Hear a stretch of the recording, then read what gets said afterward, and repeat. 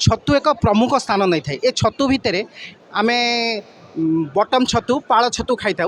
एबे आमे आसतु कथा हेबा ढिंगरी छतु विषय कृषि ओडिशा रे गोटे ढिंगरी छतुर स्टल लगी से विषय भाई सहित किसी कथा हेबा।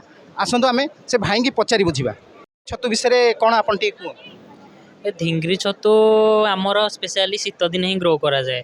ये लो टेम्परेचर रे ही हुए आउ याको आमे इजिली भी ग्रो करि परिबा। आउ या पय टिके माने अंधारुआ घर दरकार। आउ सी नड़ा गोटार ही ग्रो करि परिबा। अलगा भी घास अच्छी जमी आम गहम भी ग्रो करि परिबा। आउ ढिंगरी छतुर प्राइस तो एबे रहुची 100 रु 150। बाकी शीत दिन पे ये बहुत सुटेबल। आर प्राइस टी कम रोचे। लोकली जी छतु अवेलेबल रोचे ता भीतर सबुठ सस्ता होची डिंगरी छतु। जेहेतु एबे सीजन नाही पाळ छतुर आपन को एबे पाळ छतुर आपन को 400 रेट भी मिली पारे किलो 400 हिसाब रे। क्यों डिंगरी रो जेहेतु एबे सीजन अछि डिंगरीटा आपन एबे मार्केट रो 100 रु 100 गोटा भीतर आपन डिंगरी छतु पाई परिबे। ओडिशा रे छतु को जगह बेसी मात्रा रे उत्पादन जेतिक सब ओडिशार तळ एरिया अछि जेतिक सब जोडी एबे ठंडाटा टिके प्रचुर मात्रा रे पड़े सेही एरिया रे डिंगरी छतु। किंतु देखिबे हमर भुवनेश्वर कटक रे डिंगरी छतु बहुत कम आसे। किंतु बाहर डिस्ट्रिक्ट रे कटक भुवनेश्वर को छाड़ी के जेमती कोरापुट हला नयगढ़ हला सुंदरगढ़ हला मयूरभंज हला सेठी डिंगरी छतुर बहुत डिमांड।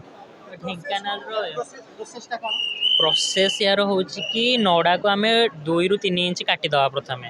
तापर काटिला परे गोटे बोरी भितर भरी करिकी याको आमे चून नड़ा को काटी दवा आगो एतिके दी पीस ताको आगे तबे स्टेरिलाइज करबा। चून पानी आ बाबिस्टिन 12 घंटा जोडे फंगिसाइड विशोधन पई।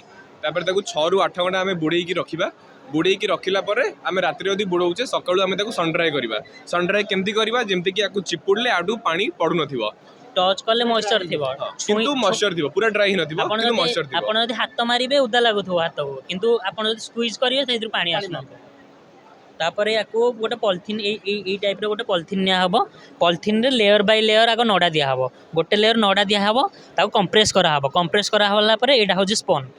ए स्पोन को भांगी की बेसन रे गोळेया को पड़िबो। बेसन रे गोळे की एमती लेयर बाय लेयर साइड रे देबे। गोटे से स्पोन बोतल रे हम गोटे बेड पके परिया। आज्ञा गोटे बेड रो हम केते छतु पाइबो केते आमे 1200 रु 1300 ग्राम पाई परिबा। जदि आमे मेंटेन करिबा तो आमे 1500 ग्राम पर्यंत पाई परिबा। दिक्किले जाई भी जाई प्रे 2 अढी के जाई परिया। प्रथमे तोलिले केते आसीबो फास्ट हार्वेस्ट हमर आसीबो मिनिमम टा 700 आसीबो 700 रु 900। केते थर तोला होय गोटे बेड 3 थर 14 दिन अंतराल रे तोला हबो। टोटल हमें 1200 रु 1500 भीतर पाइ। आज्ञा फास्ट 14 दिन रे प्रथम अमल आसीबो तापर नेक्स्ट 14 दिन रे आ गोटा अमल आसीबो। एई भले 3टा अमल आसीबो। 3टा बोले एटा नष्ट हो जिवो। याको भी आपन नै कि कंपोस्ट करि परिबे। कंपोस्ट हां कंपोस्ट करि कि ता ऊपर बटम मशरूम ग्रो करि परिबे। माने गोटे रिसाइकल प्रोसेस हे परिबो। आज्ञा मार्केट रे टिके कम डिमांड रहउजी। यार प्राइस कहतिले ना भाई 100 रु 150 रहउजी। डिमांड हम कटक भुवनेश्वर डिंगरी छतु एते आसेनी। हम कटक छतु रे मेजरली हम पैडी आ बटन मशरूम खाऊ। किंतु बाहर जति डिस्ट्रिक्ट सेठी डिंगरी छतु रे बहुत डिमांड।